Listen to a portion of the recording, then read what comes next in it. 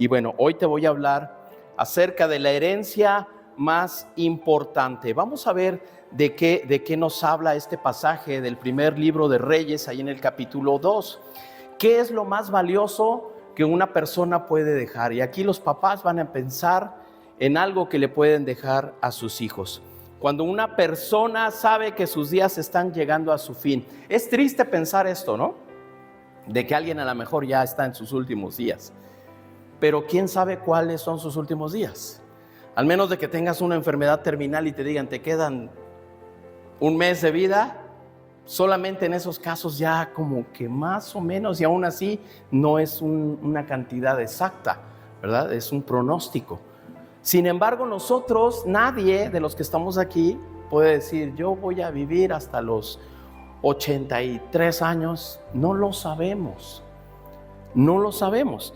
Pero cuando eso llega a nuestra mente, pensamos o algunos nos preocupamos y ¿qué le voy a dejar a mis hijos?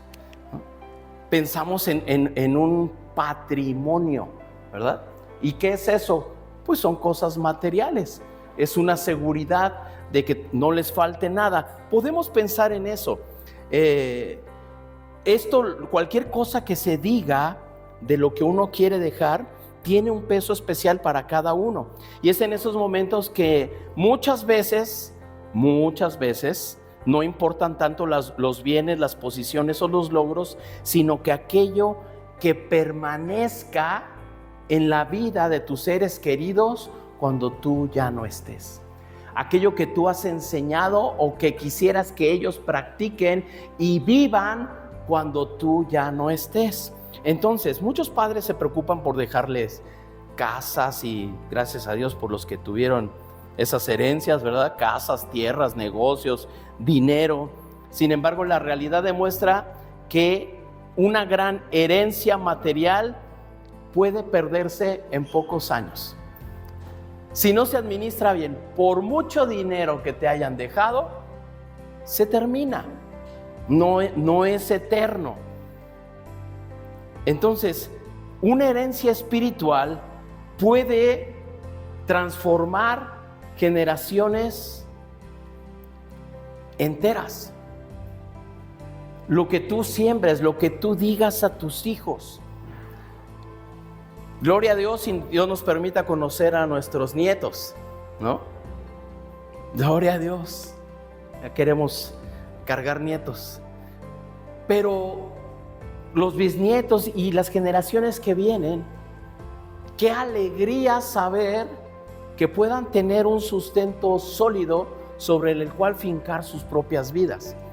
Hoy en día, cualquier viento de doctrina que dice la Biblia llega y los arrastra hacia el mundo, porque no hay un cimiento sólido, porque no hay algo que pueda decir, yo de aquí no me muevo. Mira, ahora están diciendo de esto, vamos para allá. Y mañana están diciendo otra cosa y, pues ahora para acá. Y ahí estamos, de un lado a otro, pero aquí está lo que necesitamos para nuestra vida. En este primer libro de Reyes, en el capítulo 2, encontramos los últimos consejos de David hacia Salomón, su hijo. David, ¿no les encanta esto? Ya vimos todas las etapas de David, desde un jovenzuelo de 17 años que derribó a un gigante, después un rey que enfrentó batallas y persecución también y lo quisieron matar. Ahora estamos viendo un David a punto de morir, que quiere dejarle un legado a su hijo Salomón. David había sido un rey poderoso, conquistador y reconocido, pero al despedirse de su hijo, no comenzó hablando de estrategias militares ni de riqueza. Lo primero que quiso dejarle fue una herencia de fidelidad a Dios. Y hoy es lo que debemos hacernos esta pregunta: ¿qué herencia estamos dejando a quienes vienen detrás de nosotros? Algunos dicen, y respeto esa opinión, algunos dicen, hablando de cosas de Dios, ya mis hijos decidirán por sí mismos.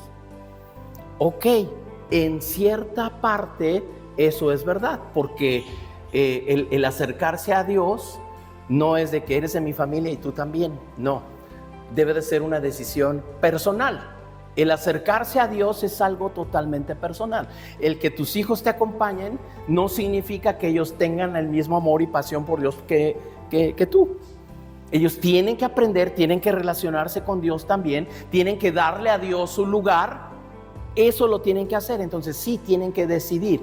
Pero si todavía están pequeños y los puedes instruir en la palabra de Dios, ellos se irán alimentando y en cada etapa de su vida tendrán elementos para poder entonces salir adelante. Y cuando ya estén en una etapa adulta, que aquí en nuestro país es a los 18 años, seguirán tomando decisiones basados en lo que han aprendido toda su vida. Entonces, es importante que desde temprana edad los hijos se instruyan en la palabra. Y sí, primero Dios, y confiamos en que cuando sean grandotes tomen buenas decisiones. Pero si no se les instruye, puede venir una voz del mundo que les diga qué hacer y tal vez le hagan caso. Entonces, por eso es importante que la palabra esté sembrada en sus corazones. Por eso es importante esta pregunta: ¿qué herencia estamos dejando a quienes vienen detrás de nosotros? Ahora te voy a hablar un poquito cómo estamos aquí en este pasaje del primer libro de Reyes. David está al final de su vida. Después de muchos años de victorias, errores, miren que cometió bastantes errores, restauraciones y aprendizajes. ¿Por qué siempre enfatizo en los errores de David?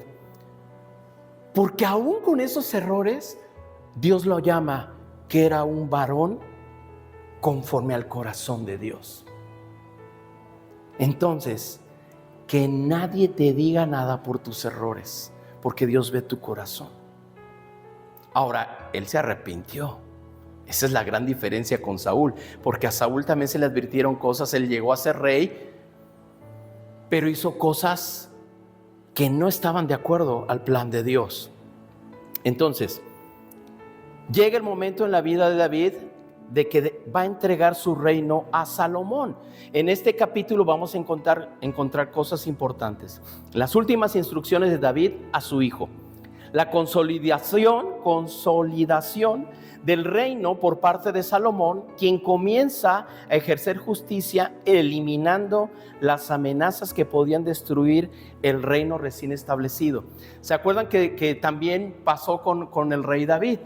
No había que haber amenazas en contra del reino. Y cuando va a buscar a Mefiboset, por eso Mefiboset dice: ay, creo que viene a matarme, porque era familia del rey anterior. Entonces eran amenazas. Aquí Salomón hace algo parecido. Ahora, todo este capítulo enseña que una vida edificada sobre la obediencia produce estabilidad. La vida que se edifica, todos conocemos, y si no necesitas ser albañil para saber que una construcción necesita un buen cimiento, ¿verdad? Digo, tú no eres el que pega los ladrillos, pero a lo mejor eres el que paga, ¿verdad? Y tienes que saber que te pongan un buen cimiento. Si no, esa barda, ¿qué va a hacer? Se va a caer. Esa casa se va a caer. Entonces, ¿sobre qué estamos edificando? ¿Sobre qué estamos construyendo? Y dice aquí que la obediencia, que una vida que se edifica sobre la obediencia produce estabilidad. De alguna u otra manera, siempre cuando obedecemos a Dios, aunque no lo entendamos, no necesitamos ahí toda la explicación de lo que va a pasar. Pero si nosotros obedecemos a Dios, la bendición va a llegar a tu vida, de una o de otra manera. ¿Quieres que Dios te bendiga? Obedece. No hay más. No se necesita grandes cosas, simplemente la obediencia a Dios. Ahora, ¿por qué en este caso, para los que saben un poquito de la historia del rey David, nada más tuvo un hijo David? Tuvo varios hijos. ¿Y por qué tenía que entregarle el trono a Salomón? Fíjense muy bien, cuando David llega al final de su vida, pues ahora sí que David tuvo de todo con sus hijos. La sucesión al trono ya había sido un motivo de conflicto dentro de la familia de David. David tuvo varios hijos, pero no todos eran aptos para gobernar. Amnón, el hijo mayor, era el heredero natural, sin embargo, perdió todo derecho cuando él abusa de su hermana Tamar. En el segundo libro de Samuel, verso 13, su pecado provoca una tragedia familiar y tiempo después fue asesinado por su hermano Absalón. Qué bonita familia, ¿verdad? La familia del rey, el mejor rey de Israel. Uno abusa de su hermana y el otro mata al hermano. Absalón, ya que hablamos de Absalón, después de la muerte de Amnón, parecía ser el siguiente en la línea de sucesión. Él era carismático, atractivo, dice que era muy guapo Absalón, muy querido por el pueblo. Sin embargo, permitió que el orgullo dominara su corazón y él encabeza una rebelión contra su propio padre. Intenta quitarle el reino a David y muere en esa rebelión. Qué bonito, ¿verdad? Absalón. Adonías, otro de los hijos de David, pensó que ahora le correspondía el trono. Aprovechando la vejez de su padre, se proclamó rey sin consultar la voluntad de Dios. Allí en el primer libro de Reyes 1:5. Incluso reunió seguidores e hizo una ceremonia para declararse rey, pero Dios tenía otros planes. Mientras Adonías buscaba el reino por ambición, Salomón esperaba el tiempo de Dios. Desde antes de nacer, Dios ya había mostrado su propósito especial para Salomón. Después del nacimiento del hijo de David y de Betsabé, el Señor envió al profeta Natán y le dio otro nombre. El otro nombre que se le conoce a Salomón es Jedidías, que significa amado de Dios, amado de Jehová. Además, Dios había prometido que sería Salomón quien construiría el templo. Esto es algo muy importante dentro de ese propósito que tiene Dios para las personas. Dice allí en el primer libro de Crónicas 22, 9 y 10: He aquí te nacerá un hijo, su nombre será Salomón, él edificará casa a mi nombre. Ya había el plan desde David de construir el templo, pero Dios revela quién lo iba a hacer. Ahora, es por eso que cuando David ordena que Salomón sea ungido como rey, no está tomando una decisión improvisada ni favoreciendo a un hijo por preferencia personal, está obedeciendo la voluntad de Dios. Ya los otros, unos ya ni estaban, pero se mostró lo que había en su corazón. No tenían esa capacidad para gobernar. Ahora, aquí vemos algo muy importante. Dios no escoge a las personas únicamente por su posición, su edad o sus capacidades. Él las escoge conforme a su propósito. Puede haber alguien, por ejemplo, hablando de Absalón, ¿no?, que dice que era muy atractivo, ni lo guapo lo salvó. No por las capacidades, sino por el propósito. Por el propósito. Entonces vamos a ver qué tiene que ver eso de la herencia. La mejor herencia es enseñar a caminar con Dios. En el verso 2 y 3 de este capítulo 2. Yo voy camino al lugar donde todos partirán algún día. Ten valor y sé hombre. Fíjate las palabras que le está diciendo. Cumple los requisitos del Señor tu Dios y sigue todos tus caminos. Obedece los decretos, los mandatos, las ordenanzas y las leyes que están escritos en la ley de Moisés, para que tengas éxito en todo lo que hagas y donde quiera que vayas. Entonces aquí, David lo que está diciendo, no le dice: mira a Salomón, sé rico, sé famoso, sé temido por las naciones. Él no le dice eso. Hay algo que me impacta aquí que le dice: sé hombre. Sé hombre. Y esta palabra tiene un significado más profundo que simplemente compórtate como un varón. En el contexto hebreo, David está llamando a Salomón a ejercer una madurez espiritual, valentía moral y responsabilidad delante de Dios. Ojo, Salomón ahorita tenía más o menos la edad que tenía David cuando derrota a Goliat. Era joven. Salomón era joven. Y cuando le dice, sé hombre, deja de ser niño, porque vas a tomar una responsabilidad que te va a demandar madurez espiritual, valentía moral y responsabilidad delante de Dios. Y después de que le dice, sé hombre, dice, guarda los mandamientos del Señor.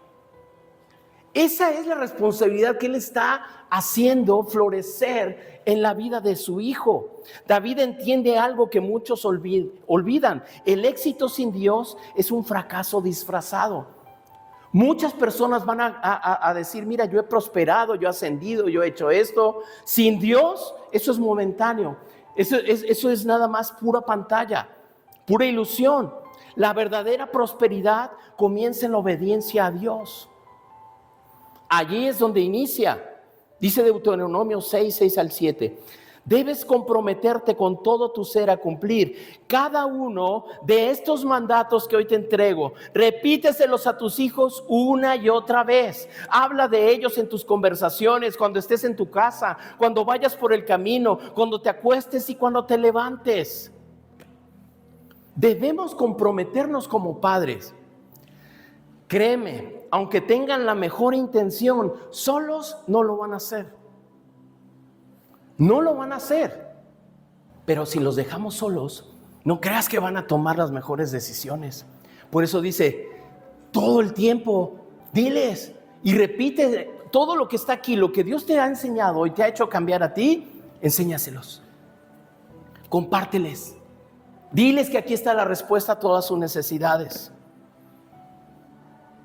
Entonces tenemos que enseñar. ¿Por qué digo esto? Porque todo lo encontramos en la palabra.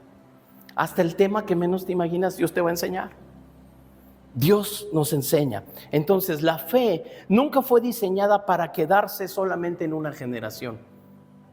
Si hubiera sido así, hoy no estaríamos aquí. Hace más de 2000 años que Jesús fue crucificado. Si esto no se hubiera enseñado generación tras generación, ahí hubiera quedado y nadie sabría ahorita quién es Jesús.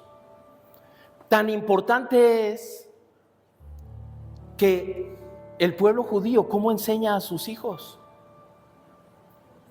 A la edad de 12 años te dicen toda la ley. Tenemos que hacerlo. Ahora, si tú me preguntaras, bueno, es que no es fácil, ¿cómo le hacemos? Bueno, hay que iniciar. O sea, a lo mejor sí no es fácil, pero hay que dar el primer paso. Y hay que acercarnos, y hay que ser ejemplo, y hay que orar por ellos.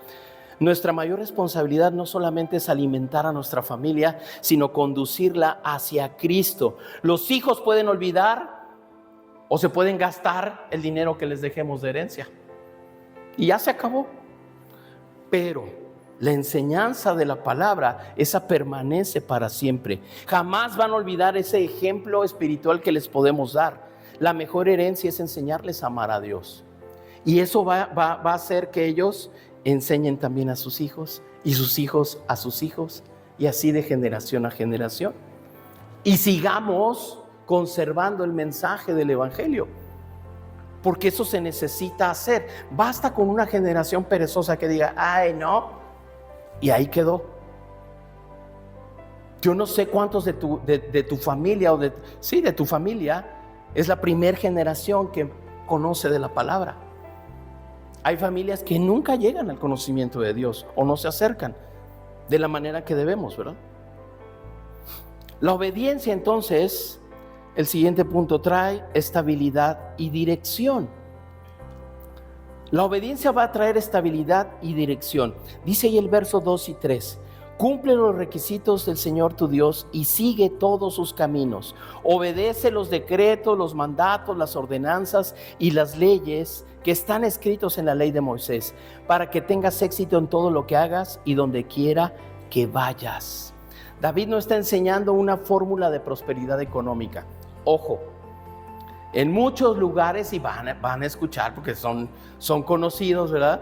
Y tú ofrenda el billete más grande que tengas y entonces vas a ser prosperado por Dios. No es eso. No es eso. La prosperidad económica ¿te la puede dar Dios? Sí, pero si obedeces. Si le obedeces, si le buscas, si le amas, porque Dios te va a dar lo que tú necesitas. Entonces no está hablando de una fórmula para prosperar económicamente, está hablando del favor de Dios sobre una vida obediente, y aquel que obedece a la palabra va a ser bendecido por Dios. Prosperar bíblicamente significa vivir bajo esa bendición y dirección del Señor. ¿O no dice que Dios nos va a dar una vida y una vida en abundancia? Pero nuestra mente finita cree que la abundancia es traer joyas, ¿no? Viajar en las vacaciones. No. Una vida en abundancia es una vida plena, una vida feliz, en plenitud. ¿Y eso te traerá cosas materiales? Seguramente, pero ni siquiera te va a importar, porque vas a ser tan lleno, tan pleno, que vas a tener las cosas materiales, pero va a seguir siendo más importante Dios en tu vida que las cosas materiales. Por eso me gusta aclararlo, porque no es de que, es que dedicarse a Dios es estar siempre en la miseria y en la pobreza. No. Pero cuando a Dios lo pones en primer lugar, las cosas cambian. Dios no promete ausencia de problemas, promete acompañar y respaldar al que camina con Él. Y ahorita estábamos hablando, ¿verdad? Va a haber uno más entre las llamas. Las llamas representan eso, las pruebas por las que somos pasados. Pero no estamos solos. Él está con nosotros. Él promete estar con nosotros. Josué 1:8 dice: estudia constantemente este libro de instrucción, medita en él de día y de noche, para asegurarte de obedecer todo lo que allí está escrito. No nada más lo que te gusta. Solamente entonces prosperarás y te irá bien en todo lo que hagas. Y otra vez, dice que nos va a prosperar y nos irá bien. ¿Pero cuándo? Y entonces vemos lo que nos dice, qué es lo que va a pasar. Y primero dice, tienes que meditar, tienes que estudiar, tienes que profundizar en la palabra. ¿Cuándo? ¿El domingo nada más? No, dice, de día y de noche, donde quiera que andes, de día y de noche, para asegurarte, no nada más de leer tu capítulo de hoy y que llegas, ya leí, no, asegurarte de obedecer solamente una pequeña parte de lo que está ahí. ¿Eso dice? No. Asegúrate de obedecer todo. Y entonces, solamente entonces, prosperarás y te irá bien en todo lo que hagas. En todo lo que hagas. ¿Qué estás haciendo? Bueno, Dios te va a prosperar. ¿Qué vas a emprender? Dios te va a prosperar. ¿Cuáles son tus sueños y tus anhelos en Dios? Dios los va a prosperar. Vas a ser bendecido en Él a causa de tu obediencia. La obediencia produce dirección, la dirección produce estabilidad. Ya no vamos a ser así arrastrados por cualquier ola. Vamos a estar firmes, plantados en lo que Él quiere para nosotros. Muchos quieren resultados de Dios sin caminar con Dios. Es imposible. No podemos esperar bendición mientras ignoramos su voluntad. Cada decisión importante debe de comenzar preguntando: Señor, ¿qué quieres tú? ¿Qué quieres tú? Hace muchos años hubo una campaña que incluso sacaron unas pulseritas que se usaban en ese tiempo así de colores y que traían unas siglas. En ese tiempo eran en inglés porque de allá llegó esa campaña, pero traía nada más las siglas de una pregunta. Y la pregunta, la traducción era, ¿qué haría Jesús? ¿Cuál era la idea de eso? Que cuando tú te enfrentaras a una decisión importante en tu vida, a un conflicto, a una prueba, vieras tu pulserita y dije, ¿qué haría Jesús? En esto que estoy enfrentando, ¿qué haría Jesús? En ese problema que no me deja dormir, ¿qué haría Jesús? En esta relación con mis hijos que como que hay problemas, ¿qué haría Jesús? Y eso nos daría la pauta a nosotros de saber qué hacer.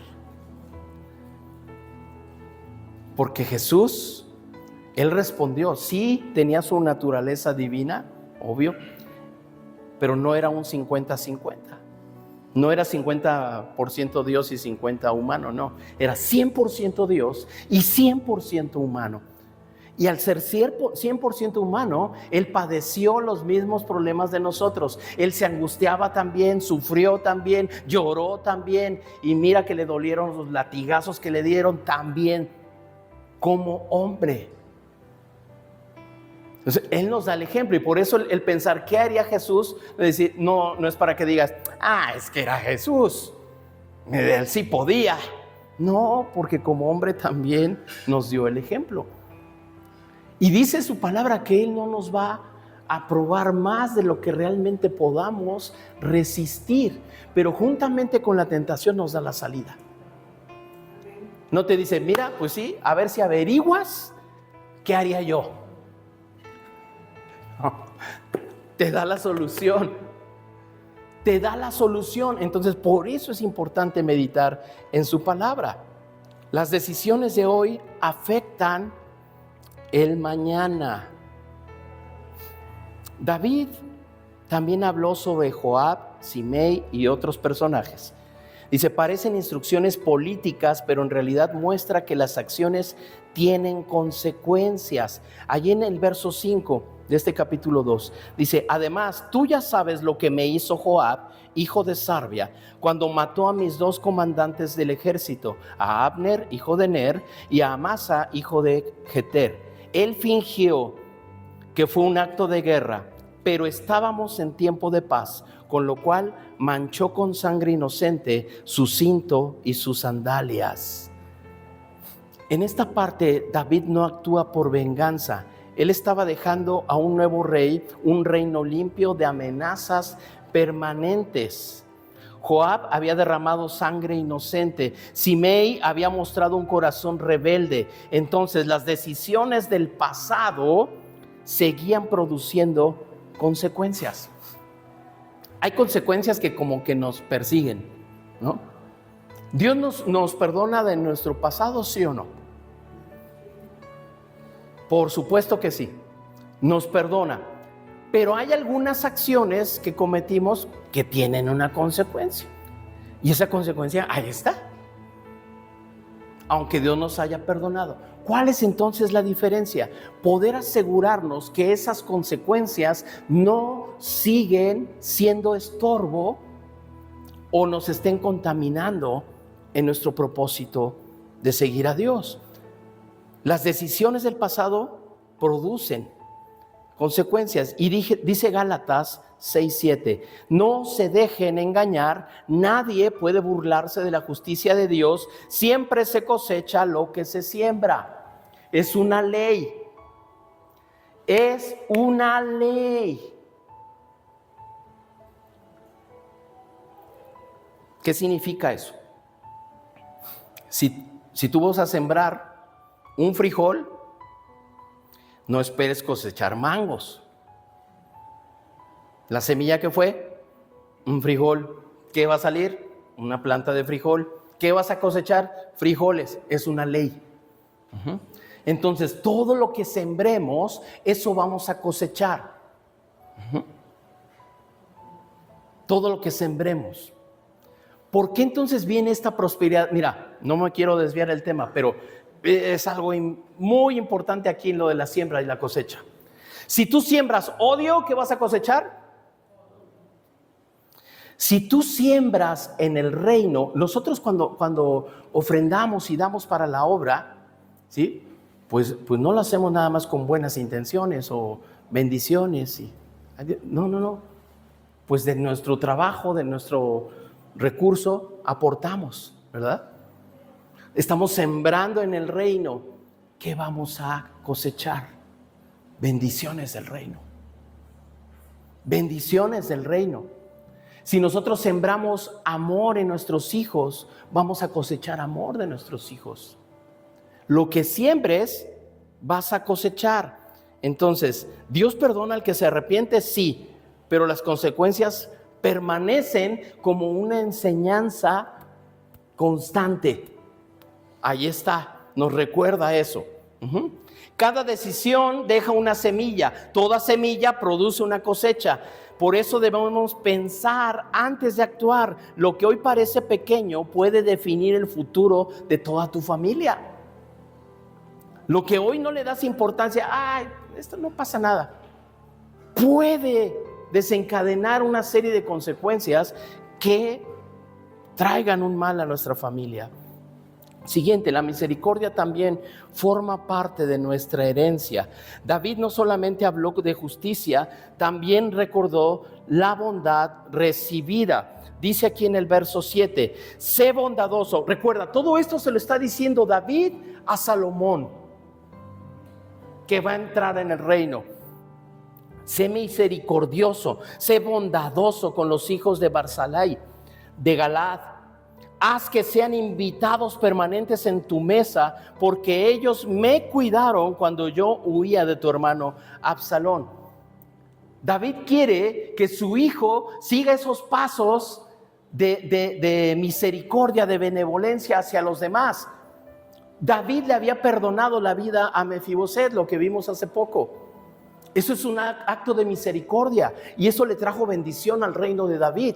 Y David, sabiéndolo, habiéndolo experimentado él mismo, le dice a Salomón, sé bondadoso con los demás.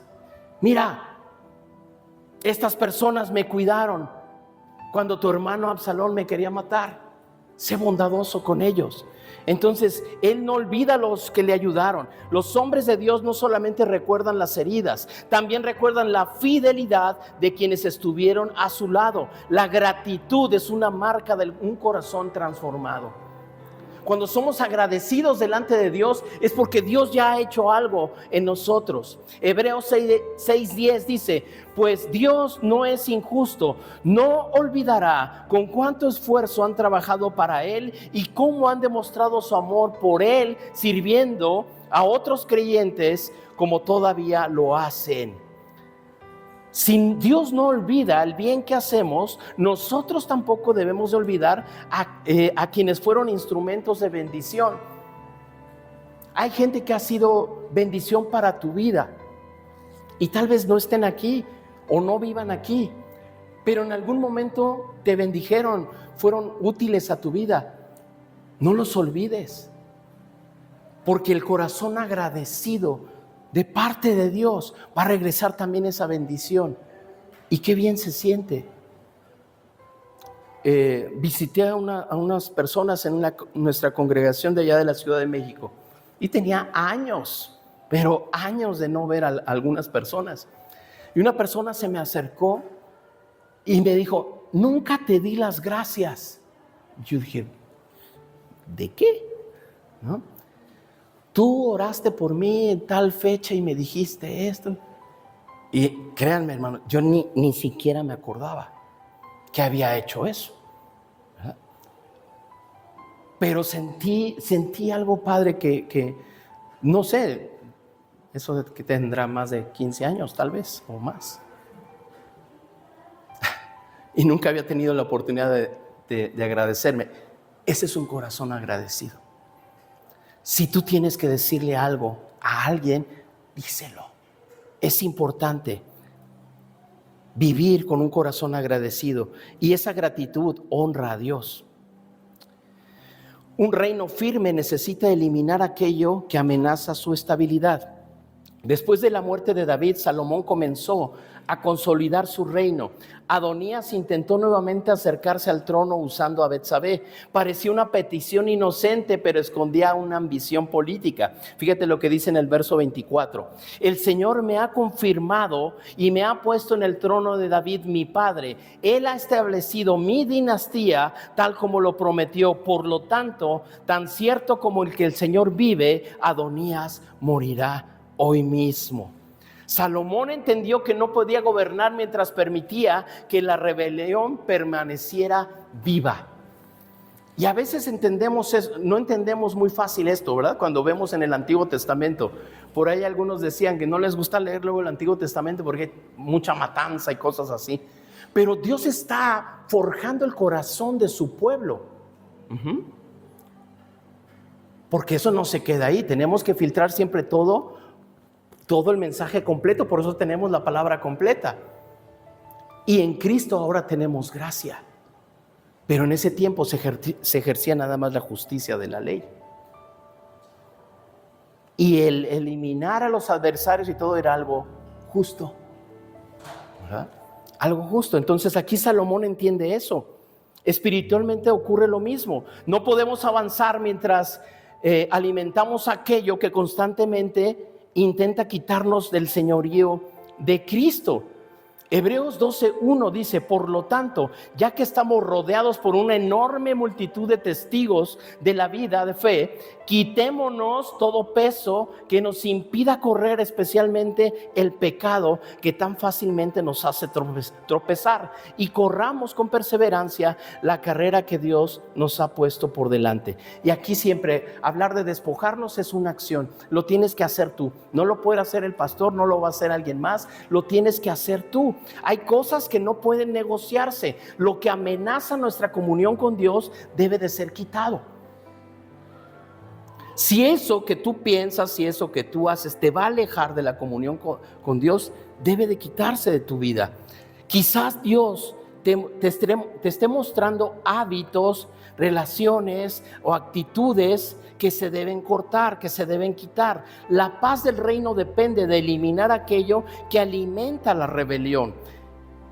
La santidad no consiste solamente en evitar el pecado, también implica cerrar puertas por donde éste intenta regresar.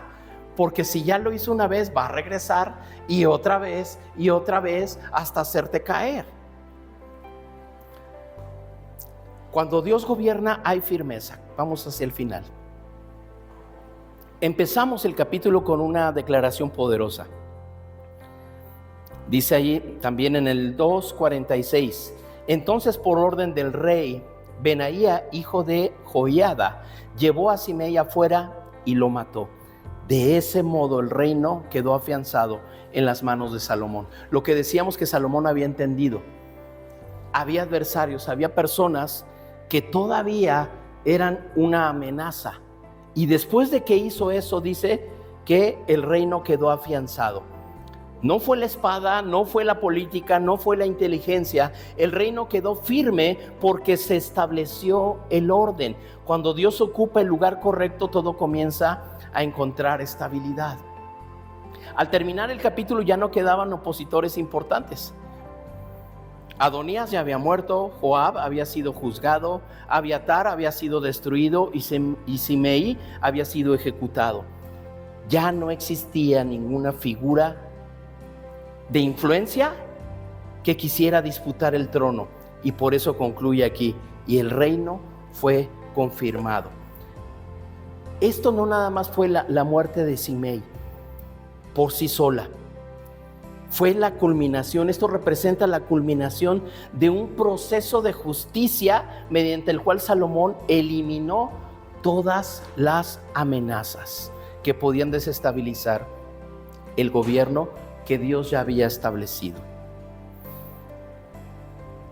Hay muchas cosas que tal vez nos quieran desestabilizar, pero dice Mateo 6:33: busquen el reino de Dios por encima de todo lo demás, lleven una vida justa y les será dado todo lo que necesiten. todo lo que necesiten. La estabilidad espiritual no comienza afuera, sino adentro de nosotros. Comienza cuando Cristo reina en nuestro corazón. Hoy hay hogares, y tal vez sean nuestros hogares, los que necesiten que Cristo vuelva a ocupar ese primer lugar. Cristo necesita ocupar el primer lugar en nuestros hogares. Hay vidas desordenadas porque Dios ocupa ya no el primero, sino a veces el último. Y eso sí hay lugar. Cuando el rey gobierna, entonces el corazón encuentra paz. David estaba muriendo. Él no iba a estar siempre para aconsejar a su hijo Salomón. Salomón, cuando pide esa sabiduría a Dios, dice que le da esa sabiduría para gobernar y con esa sabiduría toda la riqueza para poder ejercer su reinado. Pero lo más valioso que le dejó no fue eso, sino fue una vida centrada en Dios. Los bienes materiales, todos los bienes materiales tienen una fecha de caducidad. Cualquier posición, cualquier jerarquía, cualquier cargo que tú encuentres, un día estás y al otro día te pueden quitar. Eso no permanece. Pero una herencia espiritual firme permanece por generaciones. Al final de nuestra vida no seremos recordados solamente por lo que acumulamos, sino por lo que sembramos en otros. Lo que siembras, cosechas. ¿Qué estás sembrando en los que te rodean? Hoy Dios quiere que reflexionemos en esto y piensa, esto es para mí. Dilo, esto es para mí. Hoy Dios te invita a reflexionar. ¿Qué herencia estás dejando a tu familia? Tus hijos, las personas a las que les enseñas, quienes te rodean, ¿aprenderán de ti? O sea, si se fijan en ti, ¿amarán más a Dios?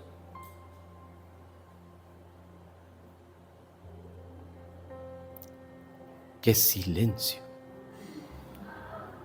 Esto es muy importante. Lo que nuestros hijos vean en nosotros, lo que las personas a las que les enseñamos o les compartimos vean en nosotros, ¿van a hacer que se acerquen más a Dios? O digan, no, si voy a ser como ¿para qué me acerco? Hay áreas de nuestra vida que necesitan ser removidas para que Cristo reine plenamente. Estamos invirtiendo en lo temporal o en aquello que permanecerá para la eternidad. La herencia más grande que podemos dejar no está en el banco, no está en una propiedad o en un renombre. La herencia más importante es una vida que inspire a otros a caminar con Dios.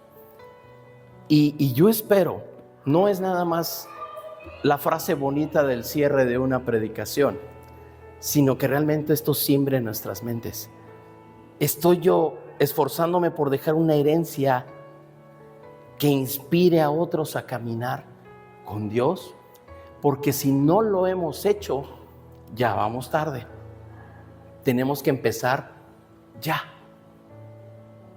Si no lo hemos hecho todavía, y dice aquí lo que leímos en la palabra y en Deuteronomio, y todos los días, de día y de noche, y se las repetirás a tus hijos y a todos aquellos que tú quieras que Dios bendiga en sus vidas. Es necesario, pero la decisión está en ti. La bendición vendrá si hay obediencia solamente. Cierra tus ojos. Padre, te damos muchas gracias por tu palabra. Señor, la mejor herencia que podemos dejar, la más importante que podemos dejar, es ese amor hacia ti. Que nuestros hijos se esfuercen en buscarte, que seamos un canal de bendición y de ejemplo para ellos. Señor, no queremos que el mundo los instruya, que los aparte de ti. Queremos que nuestros hijos sean y surjan a raíz de ellos generaciones fuertes, que se levanten, que sean un estandarte que ondeen en su bandera los principios eternos de tu palabra. Que tu palabra sea para ellos como un ancla, y que aunque vengan tempestades y los golpeen, no los derribarán y no los apartarán de ti. Tu palabra es firme, Señor. Bendecimos a nuestros hijos. Piensa en tus hijos, bendíceles en esta hora. Piensa en ellos. Dios, que tengan la oportunidad de acercarse a ti. Que podamos, que yo como padre pueda darles a ellos esa instrucción y ese ejemplo para que se acerquen a ti. Porque lo que yo siembre, cosecharé. Ayúdanos, Señor. Y perdónanos si te hemos fallado, si no hemos cumplido con nuestra tarea de poner a nuestros hijos en tu camino antes de que el mundo los arrebate. Ayúdanos, Padre. Que este consejo de un padre preocupado por su hijo, el rey David, por un Salomón que iba a recibir el reino de Israel, y una vez estando él, pidió sabiduría para gobernar. David no se equivocó. Y Dios ya lo había dicho, ya lo había escogido. Los planes de Dios siempre son perfectos. Ayúdanos a entender, Señor, tu propósito para nuestra vida y cómo tú nos insertas en el propósito también de nuestros hijos.